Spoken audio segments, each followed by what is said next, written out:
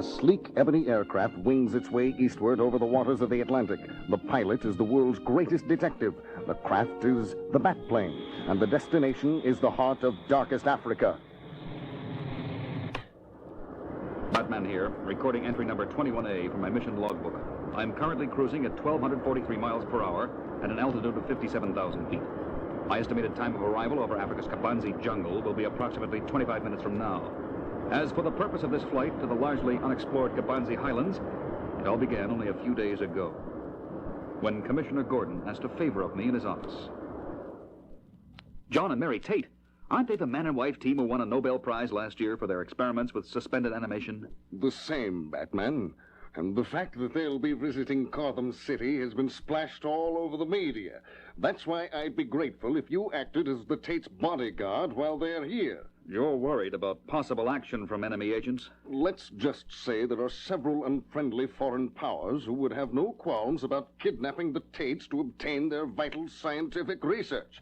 I'd feel a lot better if I knew you'd never be far from their side. Consider it done, Commissioner. Gordon was a cautious man, and he was right. Every major power on Earth has been trying to crack the secret of suspended animation for years, and the Tate's award-winning work in time suspension biology seemed to put them closer to perfecting the process than anyone else. All these thoughts ran through my mind as I met the famous couple that afternoon at Gotham Airport. Batman, this is indeed an honor. No one told Mary and me to expect such an esteemed figure to offer himself as our guide to Gotham City. John and I have been in awe of you for years, Batman. That is one feeling, Mrs. Tate, I assure you, is mutual. I consider it a privilege to be of service. I arranged to have the best suite at the Gotham Hilton awaiting the Tates, and I made sure I was in the next room. After a busy night of dinners and functions, the Tates retired to their suite for a well-earned night's sleep. I, on the other hand, remained on guard in my room next door, using transcendental meditation to ease my mind into a relaxed level of consciousness. Relaxed, but ever alert. Much of the night drifted by peacefully, and then I heard it. My TM trance was suddenly interrupted by the sound of a breaking window.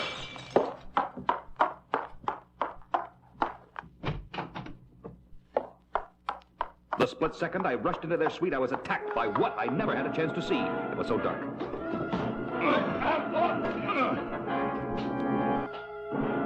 I struggled furiously, but it was already too late. My mystery attacker had me from behind, in the crushing grip of a bear hug not even a grizzly could have matched. Within scant seconds, the vice-like grip had the best of me. I passed out. The next day, I couldn't turn on a TV or radio or even pick up a paper without hearing the same story. And we here at WKGC can't help wondering if Batman's failure to rescue John and Mary Tate last night is a sign that it may finally be time for the cowled crusader to hang up his cowl. After all, the famous Nobel Prize-winning team is now missing, and many people hold Batman responsible. But I was too busy to indulge bad publicity, as my faithful butler Alfred helped me conduct a series of exhaustive scientific tests in the crime lab of the Batcave. I think we have it, sir. I believe this last battery of tests has narrowed down the classification of the pollen traces you scraped from your uniform after your skirmish last night. You're right, Alfred. I'm cross-checking the geographic tables now. Here we are. The pollen is Retulus parina, and it is only distributed by plants in the Kabanzi jungle in Africa. That means whoever kidnapped the Tates last night came from that jungle. Most intriguing. I'll fuel the backplane for takeoff, sir. Sir? Yes, Alfred?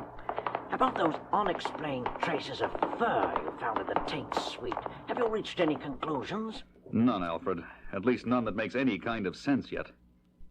Moments later, I was winging my way eastward, leaving the Batcave and Gotham City behind, with one slim clue to go on and no idea what lay waiting for me in Africa. And speaking of Africa, I see the Kabanzi jungle is coming up directly ahead. It's time for me to wrap up this report. But before the Caped Crusader can end his log entry and switch off the tape... Trouble. One of my turbojets has backfired. The Batplane is nosediving out of control.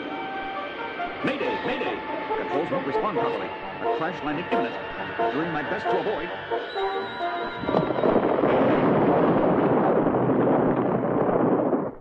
Finally, the smoldering and crippled bat plane comes to rest, leaving a torn and tattered figure slumped in the cockpit. A cowled figure that does not move or utter a sound.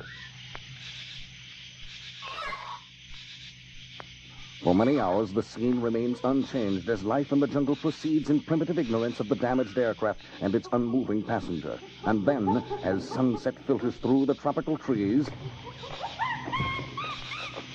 a pair of rescuers appears, gently removing the limp, unconscious crime fighter from the shattered cockpit. Did he sustain any permanent damage, do you think? I would say negative.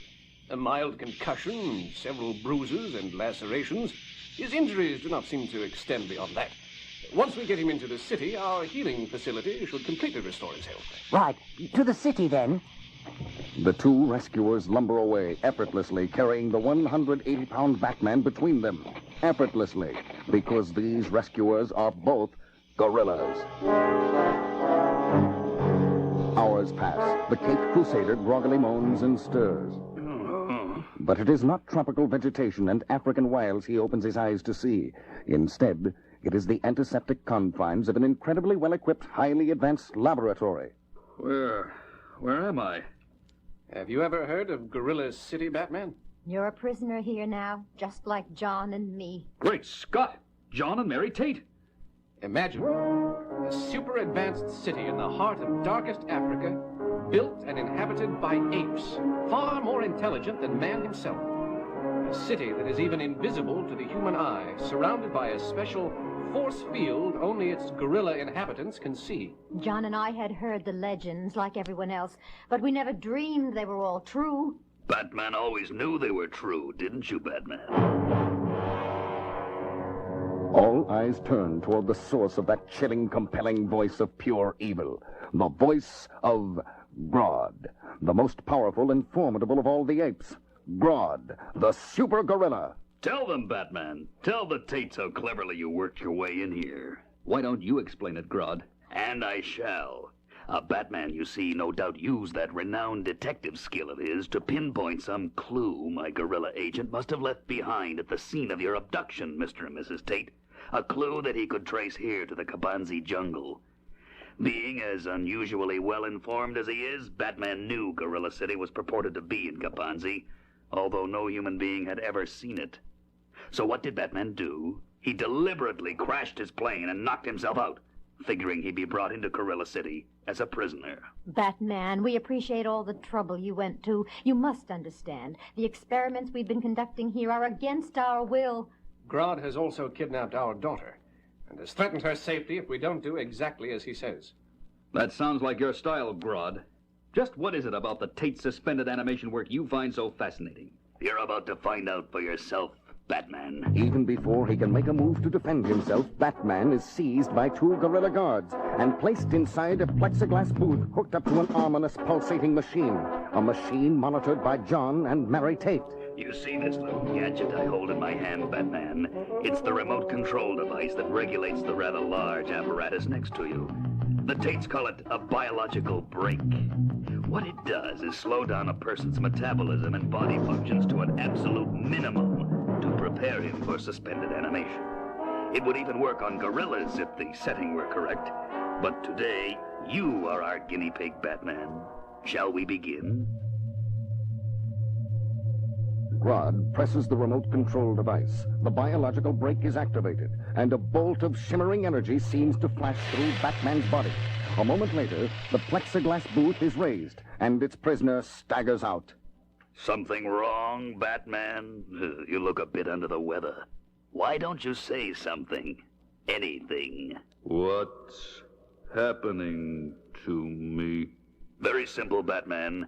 You have become a living example of slow motion. You now walk, talk, react, even think 10 times slower than a normal man. The world's greatest detective has been rendered totally useless. Now let's see how good you are at defending yourself.